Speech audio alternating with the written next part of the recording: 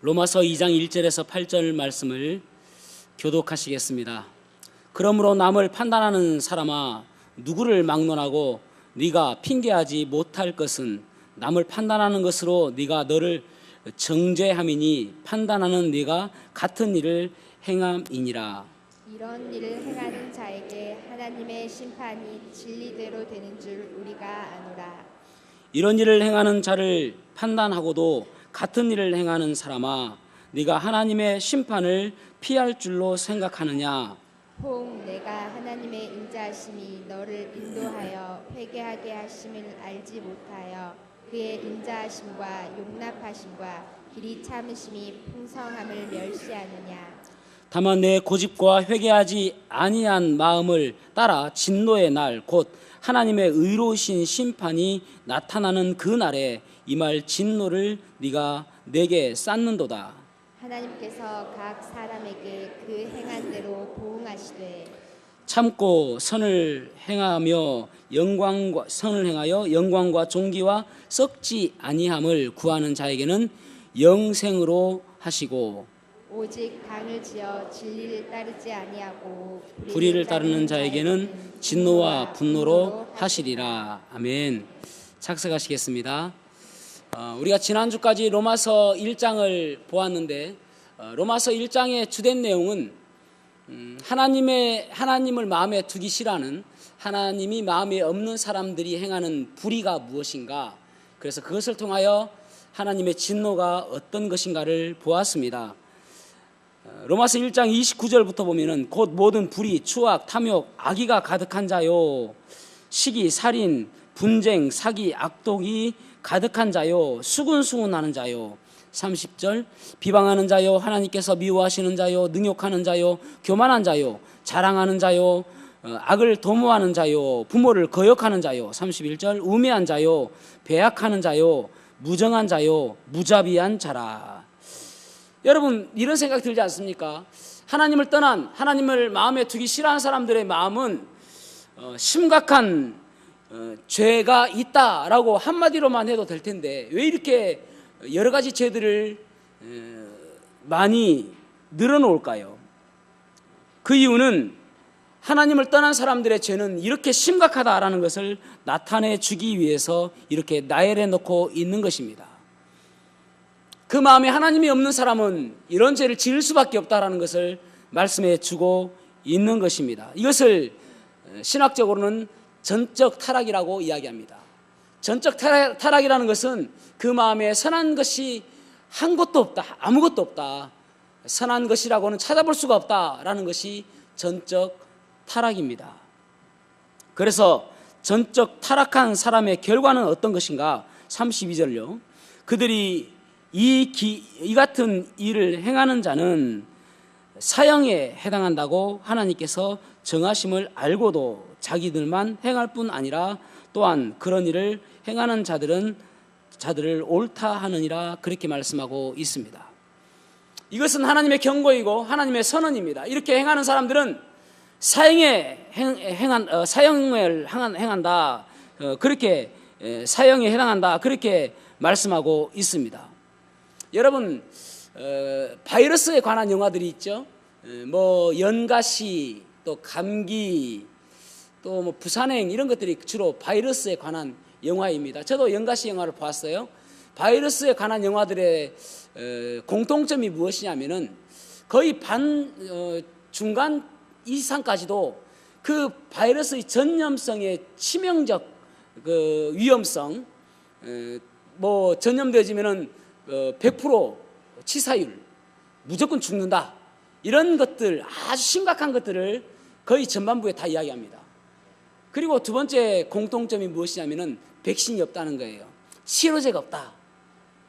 세 번째 공통점은 무엇이냐면은 참 허무합니다. 끝나기 한 5분 정도 돼가지고 주인공이 백신을 어디서 찾아가지고 주사를 딱딱딱딱 놓으니까 다 나왔어요. 아니 도저히 뭐 그 기하급수적으로 막 늘어나는 그 전염성을 어떻게 잡을 수 없다라고 했는데 어떻게 다 해결이 되어져요? 이게 바이러스의 영화의 특징입니다. 그런데 여기서 여러분, 우리가 이 무엇을 중요하다고 생각하는 것이냐면요, 그 전염성 100% 치사율, 그 위험성이 중요한 것을 이야기하는 게 아니에요. 그 위험성을 강조하는 그 이유는 바로 백신의 강조성. 그래서 이 한 사람이 나타나가지고 백신을 찾아서 그 백신으로 그것을 해결하는 그것을 나타내기 위해서 결국은 전반 후반까지도 계속 그 전염성에 대한 위험성을 이야기하는 것이잖아요. 그러니까 결국은 오늘 본문의 말씀도 로마서 1장에 계속 이야기하면서 이런 여러 가지 죄악들이 있고 여러 가지 악들이 있는데 결국은 32절의 결론은 그 사형에 해당한다라고 이야기하잖아요. 그런데 이것이 결론이 아닌 거예요. 이 로마서 1장의 결론은 무엇이냐면은 로마서 1장 16절요. 내가 복음을 부끄러워하지 아니하노니 이 복음은 모든 믿는 자에게 구원을 주시는 하나님의 능력이 됨이라. 복음에는 하나님의 의가 나타나서 믿음으로 믿음에 이르게 하나니 기록된 바 오직 의인은 믿음으로 말미암아 살리라. 그렇게 말씀하고 있잖아요. 그게 여러분 그게 결론입니다. 1장의 결론.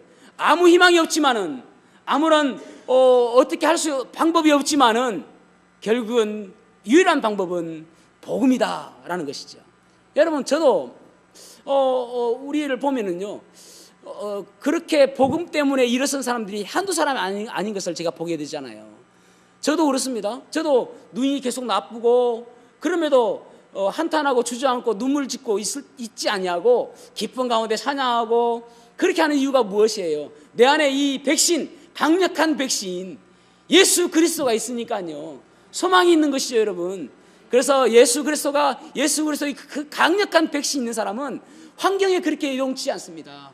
환경이 좀 어렵고 힘들다 할지라도 내 안에 계신 예수 그리스도 때문에 기뻐하며 살 수 있는 것이죠.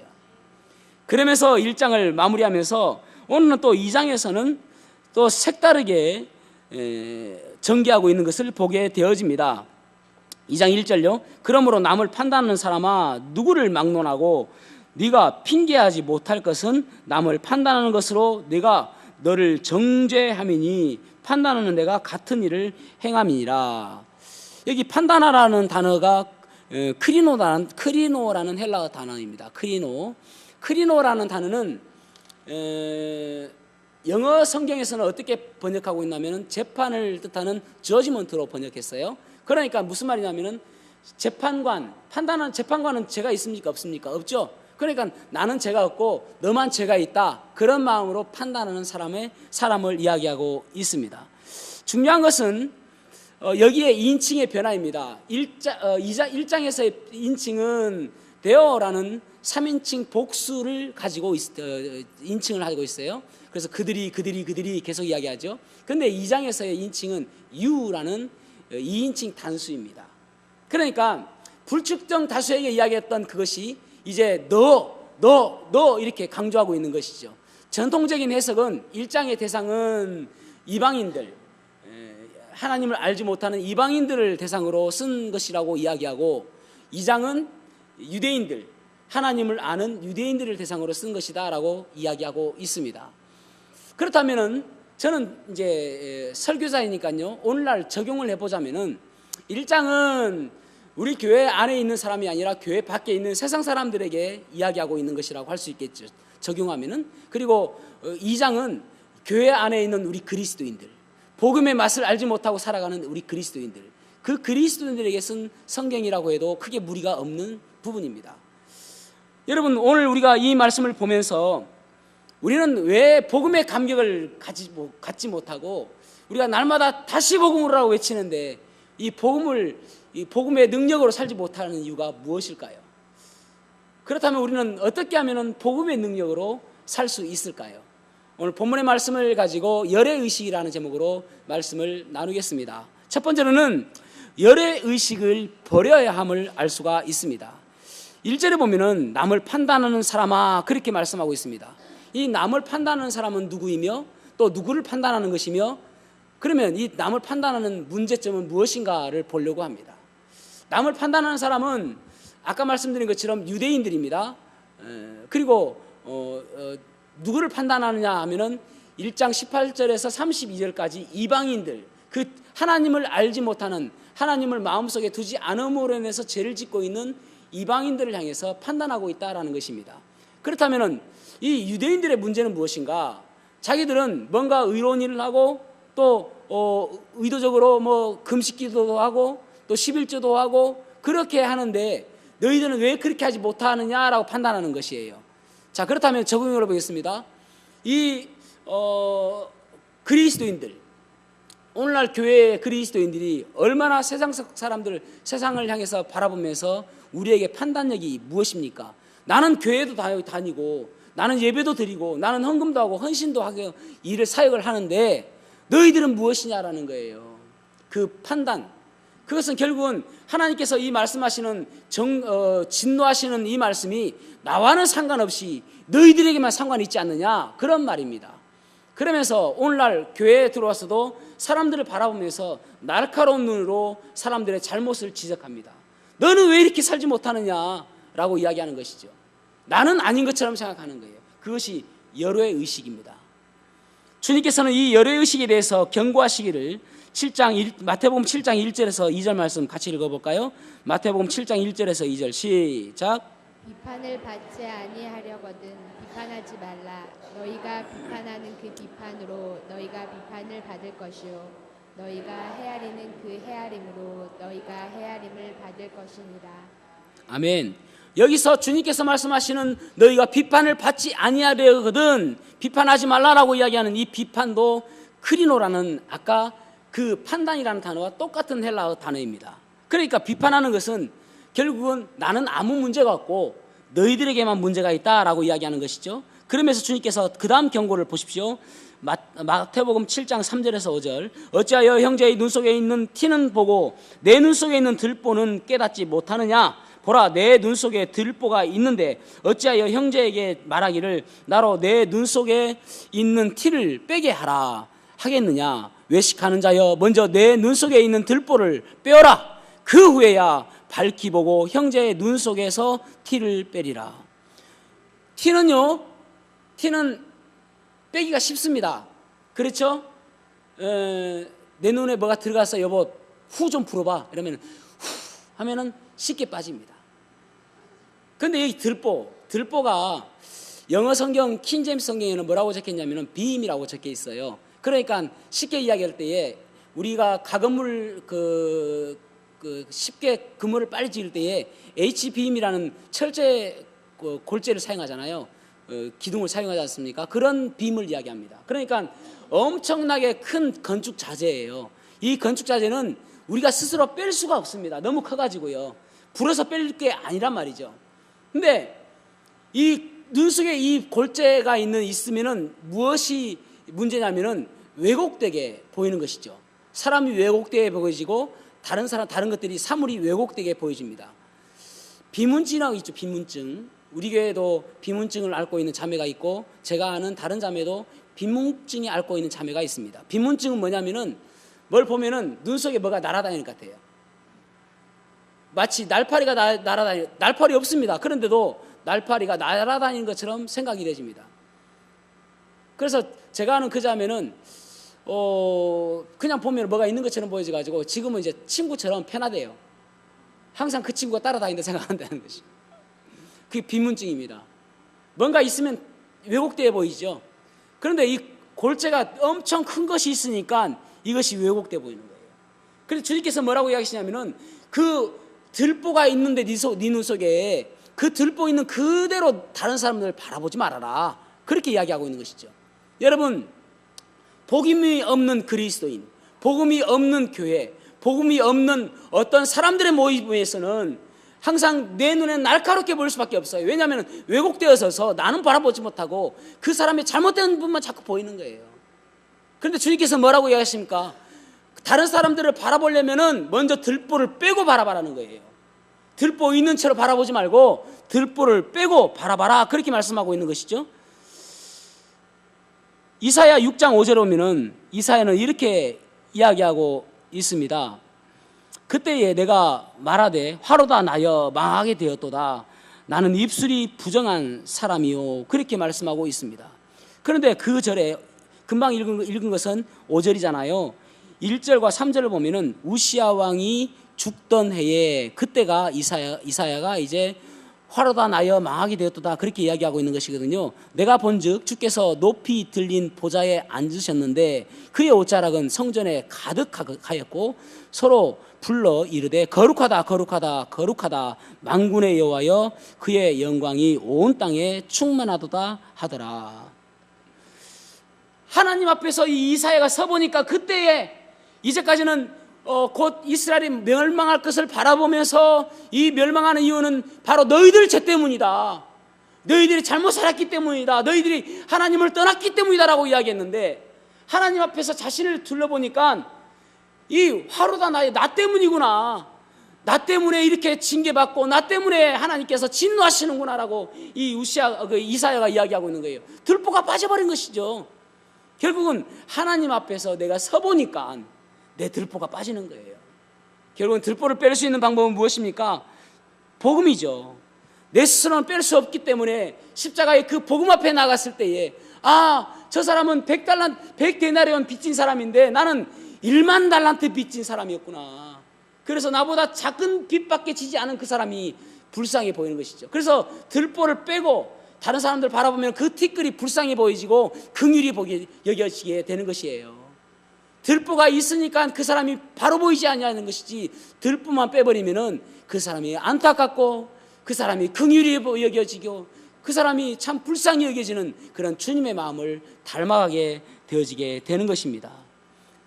들보를 빼고 우리가 섰을 때에 주의 말씀은 살았고 운동력이 있어 자유의 날선 어떤 검보다도 예리하여 혼과 영과 및 관절과 골수를 찔러 쪼개기까지 하는 그 말씀이 내 삶에 들어옴으로 인해서 내가 달라지고 그 말씀에 나를 비춰보게 되는 것이죠. 들보를 빼야 됩니다, 여러분. 그 들보를 빼는 것은 바로 복음으로 가능한 것입니다. 여기 로마서 2장 3절에서 4절 읽어보겠습니다. 시작. 행하는 자에게 하나님의 판단이 진리대로 되는 줄 우리가 아노라. 혹 내가 하나님의 인자하심이 너를 인도하여 회개케 하심을 알지 못하여 그의 인자하심과 용납하심과 길이 참으심의 풍성함을 멸시하느뇨. 아멘. 어떤 자녀가 엄청난 실수를 했는데 부모가 사랑해 줬어요. 그런데 그러면 나를 사랑해 주신 부모님에게 내가 이제 앞으로는 참 잘해야 되겠다라고 생각하는데 이왕 이렇게 베린 거 또 참아주시겠지라고 곁길로 가는 그 모습이 바로 여기 하나님의 인자하시고 인내하심이 있기 때문에 계속 간다는 거예요. 여러분, 우리는 말씀 앞에서 우리가 섰을 때에 다른 사람에게 향하는 말씀이 아니라 나에게 하시는 말씀, 그 열애의식을 버려야 됩니다. 나는 아니겠지. 저 사람에게 이야기하는 말씀이겠지. 나는 그래도 바로 가고 있는데 라고 그렇게 생각할 것이 아니라 하나님께서 내가 변화되기를 원하시고 내가 변화되는 것이 곧 우리 교회의 변화이구나라고 깨닫는 것이 중요하다는 것입니다. 이문열 씨가 쓴 소설 가운데 우리들의 일그러진 영웅이라는 소설이 있습니다. 거기 보면은 한병태라는 소년이 나오고 또 김석대라는 소년이 나오고 또 새로 오신 선생님이 나옵니다. 한병태라는 이 소년의 아버지가 갑자기 시골로 이제 발령이 나가지고 시골 학교에 전학 가게 되집니다. 5학년인데 가보니까 급장이 김석대라는 급장입니다. 이 급장을 보니까 무소불위의 그런 권력을 휘두르고 있는 거예요. 예를 들어서 물을 떠다 주기도, 밥 먹을 때 불을 딱 떠다 주기도 하고 또 꼼짝 못 하는 거예요. 심지어는 시험도 그 반에서 과목별로 잘 치는 아이들이 자기의 이름 대신에 그 김석대의 이름으로 적어주고 자기는 점수가 잘못 나오고 그래서 전교 1등이에요. 잘하는 애들은 잘하는 과목들을 다 시험을 대신 봐주니까 항상 전교 1등입니다. 그런데 새로운 선생님이 오셨어요. 그래서 한병태라는 이 아이가 계속 이제 한번 그 권력에 맞서 보는데 나중에는 맞서지 못하고 그 권력 밑으로 들어가게 되죠. 그래서 새로운 선생님이 오셨어요. 그 새로운 선생님이 이 김석태의 문제를 바라보게 되어지고 그 문제를 해결하게 되집니다. 그러니까 이제 그 문제가 해결되지니까 반아이들이 이때까지 꼼짝도 못했던 것이 이 아이의 문제들을 계속 다 이야기하고, 그래서 이제 뭐 3, 40년이 흐르는 이후에 이제 감옥에 가는, 그 김석대라는 이 아이가 감옥에 가는 그러한 이야기로 마감하게 되집니다. 이 이야기의 그 배경은 4.19 혁명 때예요. 그러니까 결국은 개혁이라는 것은 어떤 사람에 의해서 이루어진다라는 것을 이야기하고 있는 것이거든요. 이게 세상 사람들의 논리입니다. 세상 사람들은 내가 어떻게 노력해서 다른 사람들을 바꿈으로 인해서 이 세상이 바뀐다라고 이야기하고 있는데, 주님께서는 그게 아니에요. 주님께서는 다른 사람이 아니라 너가 변해야 된다, 네가 바뀌어야 된다, 네가 나는 여러의 의식을 가지고 나는 아니에요라고 하는 것이 아니라 너부터 바뀌면 세상은 바뀐다는 거예요. 어떻게 해요? 복음으로요. 그래서 다른 사람에게 향했던 시선을 나에게로 바꿀 때에, 그럴 때에 비로소 하나님께서 진노의 잔을 거두시는 것입니다. 세상 사람들은 채식고집이 유명하다고 그러죠. 그런데 우리 교회에 와서 제가 이야기 듣기로는 정식고집도 대단하다는 이야기를 들었습니다. 제가 가명으로 이야기하는 것이잖아요. 저희 직원 가운데 그런 분이 그렇게 이야기하시는 분이 있어요. 그런데 여러분, 채식고집뿐만 아니라 정식고집뿐만 아니라 박씨고집도 대단하고요, 김씨고집도 대단하고요, 이씨고집도 대단합니다. 여러분, 누구나 다 고집이 있어요. 똥고집, 왕고집, 황소고집이 누구나게 다 있다니까요. 그 고집 버려야 되는 거예요.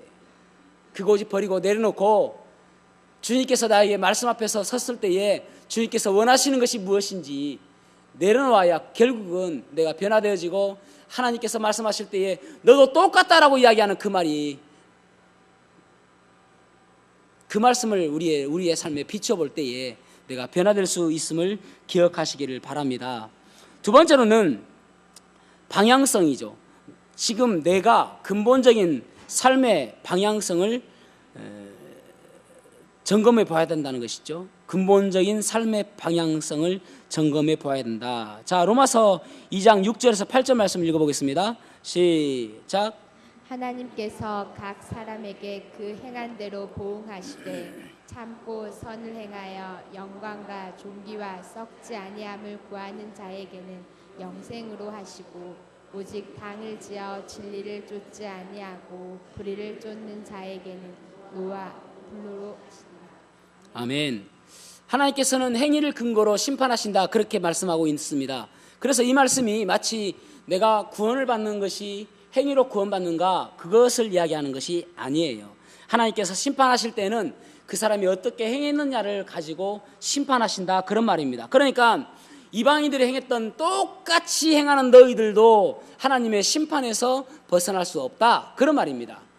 나는 하나님의 선민인데, 하나님께서 나는 따로 떼놓으신 구별된 사람인데 라고 이야기할 것이 아니라, 너희들도 똑같이 행하지 않느냐, 세상 사람들과 똑같이 행하는데, 그래서 똑같이 행하는 그것으로서 너희들을 판단한다, 그런 말입니다. 그러면서 또 무엇을 이야기하시냐면은, 여기 보면은 7절에서 8절 보면은 참고 선을 행하여 영광과 존귀와 썩지 아니함을 구하는 자에게는 영생으로 하시고, 그 말씀은 무슨 말이냐면은 그 마음의 중심이 중요하다는 것입니다. 무엇을 위해서 행하느냐, 너희가 지금 무엇을 위해서 하느냐, 그래서 하나님의 영광과 존귀를 위해서 하고 있느냐, 아니면은 여기 보면은 당 짓는 것, 그리고 불의를 좇는 것, 이렇게 말씀하고 있죠. 여기 당을 지어 불의를 좇는다, 이 말을 영어로는 self-seeking이라고 이야기하고 self-willed라고 이야기합니다. self-seeking이라는 말은 어떤 자기의 유익을 위해서 구하는 것, 그 다음에 self-willed라는 말은 어떤 고집, 내가 하려고 하는 의지, 이런 것들을 이야기합니다. 자기 의지, 자기 고집, 이런 것들을 이야기하거든요. 그러니까 결국은 하나님의 영광을 위해서 하는 것이 아니라 내 유익을 위해서, 내 고집을 위해서 하는 것, 그것을 하나님께서는 판단하신다라는 것입니다. 여러분, 저는 설교자잖아요. 하나님께서 저에게 설교를 얼마나 잘하는지 관심이 없으시다니까요. 하나님께서는 우리 교회 성도가 얼마나 많은지 그게 관심이 없으시다니까요. 단지 제가 목회하는 그 동기가 무엇인가, 지금 사역하고 있는 이 동기가 무엇인가, 정말 하나님 사랑하는 마음으로 성도들을 사랑하는 마음으로 그렇게 하고 있는가? 그것을 날마다 보신다는 거예요. 우리가 교회에 나오는 그 이유가 무엇인가? 내가 예배를 드리는 그 이유가 무엇인가? 그것이 바로 그 동기가 무엇인가? 그 마음의 중심을 보신다, 그런 말입니다. 그래서 하나님께서는 우리의 삶의 한 부분을 보시기보다는 우리의 전체를 바라보기를 원하시는 거예요. 내가 어느 방향으로 가고 있는가? 내가 올바른 방향을 가고 있는가? 그것을 하나님께서는 바라보고 있다는 사실을 기억하셔야 되는 것입니다. 여러분의 중심은 어떻습니까? 지금 바로 가고 있습니까? 올바른 길을 가고 있습니까?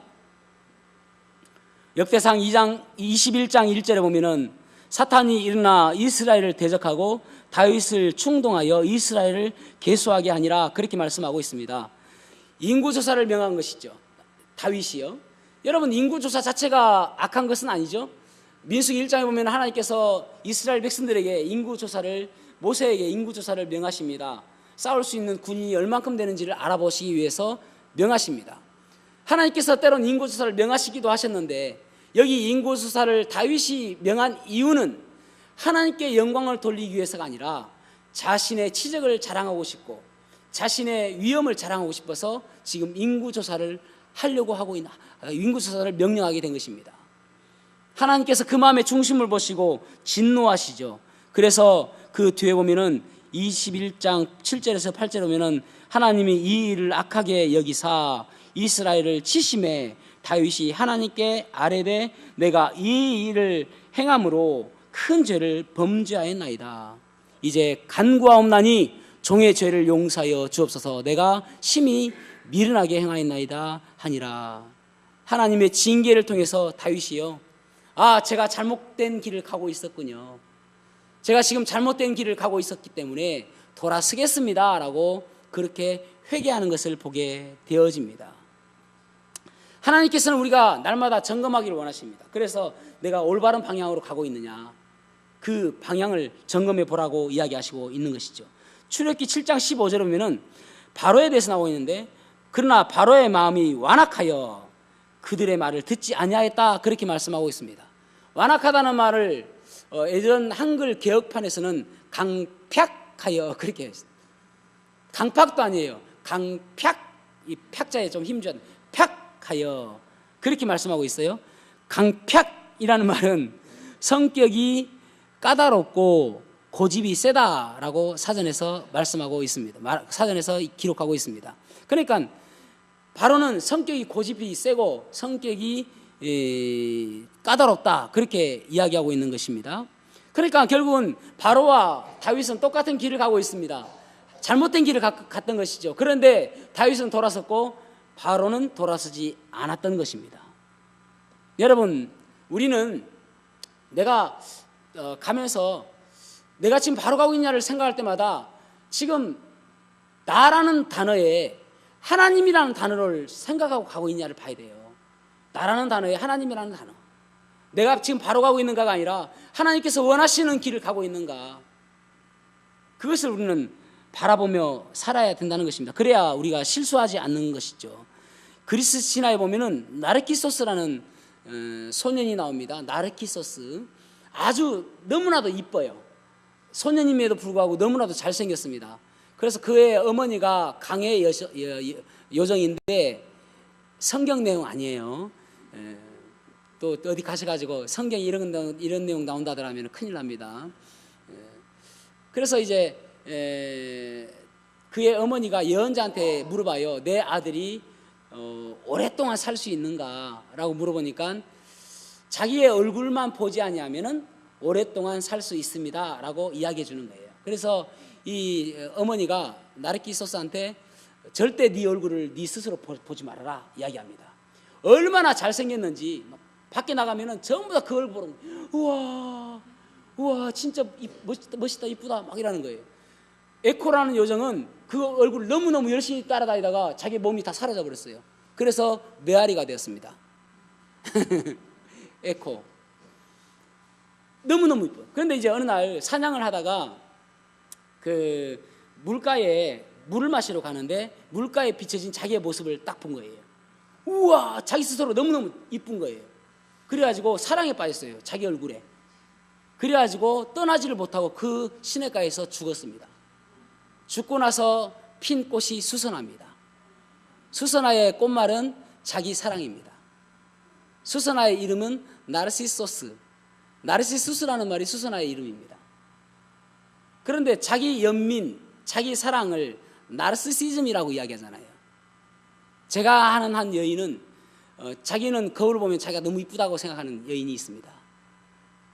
제가 봐도 그래요.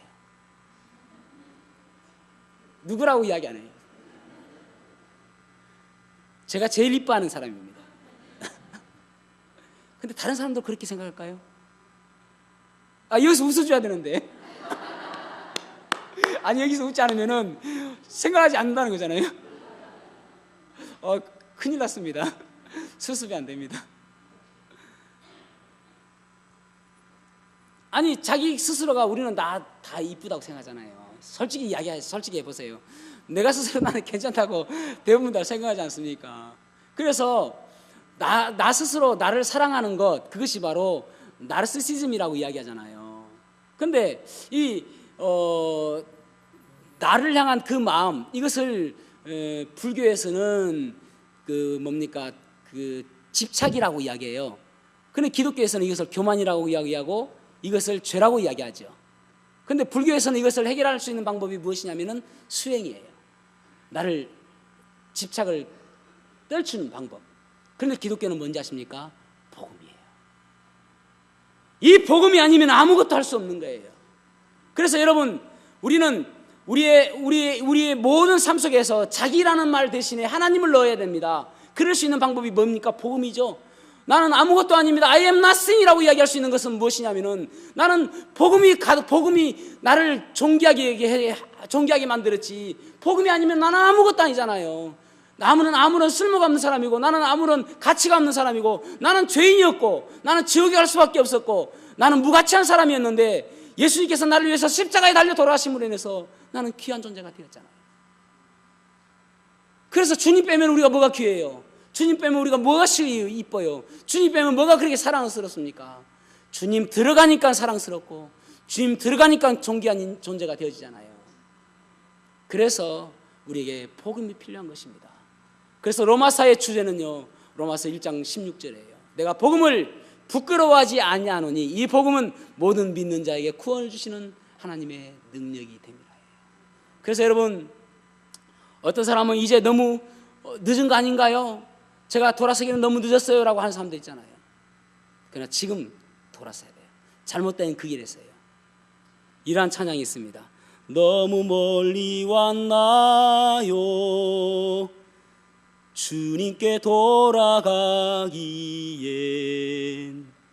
사랑의 주님 그 품을 떠나 내 영혼 잃어버린 지금 너무 늦은 건가요? 내 영혼 회복하기엔 수많은 죄악 속에 갇혀서 주님을 잃어버린 지금 하지만 내 영혼 주님 기다려요. 변함없는 주님의 사랑을 내 모습 이대로 주께 돌아가요. 나의 손을 잡아주소서. 다시 주님의 얼굴 내 영혼 볼 수 있도록 나를 구원하소서.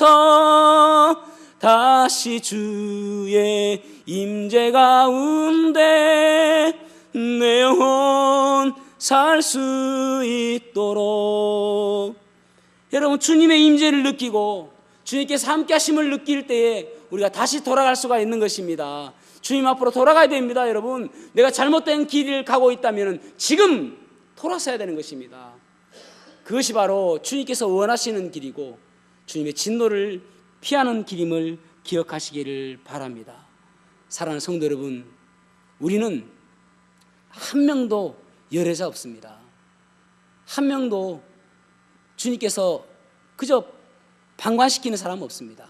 주목해서 보고 계시고요, 우리의 삶을 바라보고 계시다는 사실을 기억하시기를 바랍니다.